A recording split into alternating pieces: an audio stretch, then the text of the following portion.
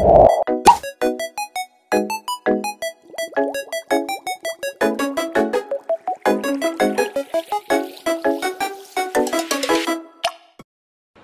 selamat siang semuanya.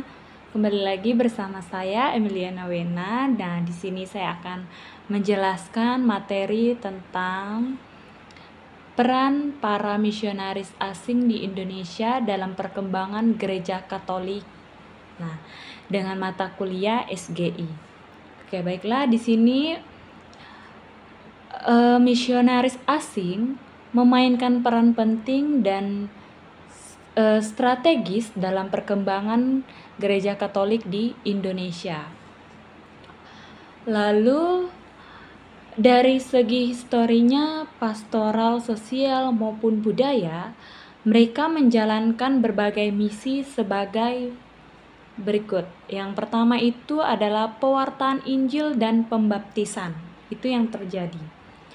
Lalu para misionaris ini sejak abad ke-16 memperkenalkan ajaran kekristenan ini ke berbagai daerah dan membentuk komunikasi atau komunitas Katolik awal di wilayah seperti di Maluku, di Flores, di Timor, di Kalimantan, bahkan ada di Sulawesi dan Sumatera, dan ada di Jawa juga pada waktu itu. Lalu yang kedua itu pendirian paroki dan keuskupan. Nah, di sini mereka membangun struktur daerah gereja melalui dari stasi tentang paroki dan misi.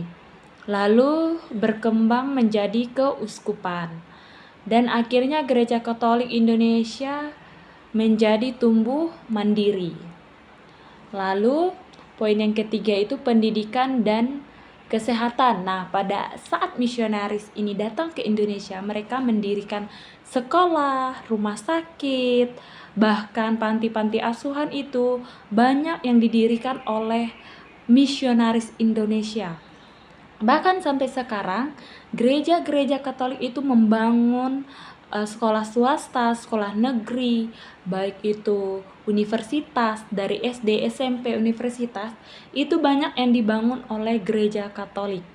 Bahkan tidak luput dari tenaga kesehatan, rumah sakit, itu banyak yang dibantu oleh pihak gereja Katolik. Dan poin yang keempat itu adalah inskulturasi dan pertahanan terhadap lokal. Oke. Lalu ada juga di sini tentang inskulturasi dan perkembangan budaya lokal. Nah, misionaris menerjemahkan kitab suci. Nah, pada dulunya kan bahasanya kitab suci itu diambil dari bahasa Yunani. Nah, di situ diterjemahkan oleh misionaris yang sudah menempuh pendidikan teologi, filsafat, itu yang menerjemahkannya untuk mentranslatekan ke budaya-budaya lokal yang ada di Indonesia untuk mudah dipahami oleh masyarakat di sekitar situ. Jadi, perlunya ada inskulturasi dari misionaris ke budaya lokal pada saat itu.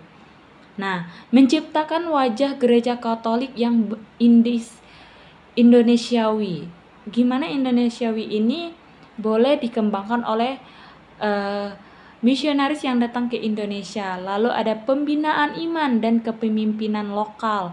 Nah, di mana misionaris-misionaris ini seperti Romo, pastor, nah itulah yang melatih calon iman, katekis, guru agama, dan tokoh umat, serta mempersiapkan kemandirian gereja pada saat itu, di mana kan mereka datang mengenalkan iman Katolik kepada umat, di mana para misionaris inilah yang mengajar, yang memberikan ajarannya kepada umat. Lalu ada yang namanya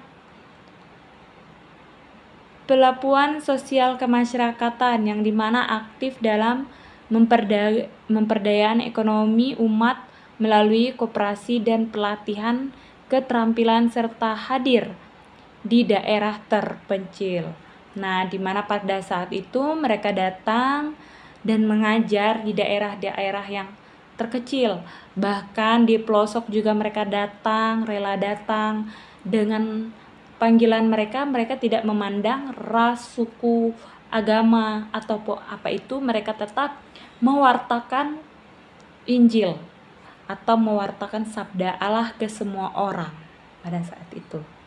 Lalu tokoh penting yang harus kita banggakan karena mereka sudah berjuang mewartakan sabda Allah ke ujung dunia, bahkan ke belahan dunia. Mereka pada saat penjajahan rela mereka meluangkan waktu, padahal waktu itu antara hidup dan mati, mereka rela menyebarkan pewartaan sabda Allah ke semua orang, yaitu ada Pater Cornelis Leo di Evangelis, lalu ada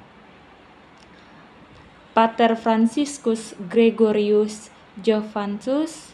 Nah, itu misionaris asing bukan hanya penyebaran agama saja, tetapi juga agen pembangunan manusia. Mereka melakukan fondasi bagi Gereja Katolik Indonesia yang kini semakin mandiri dan kontekstual. Nah, itu aja materi yang dari peran para misionaris asing di Indonesia dalam perkembangan Gereja Katolik. Semoga ilmu ini boleh menambah wawasan kita. Mungkin ada kurang dan lebih, saya mohon maaf. Terima kasih. Bye-bye.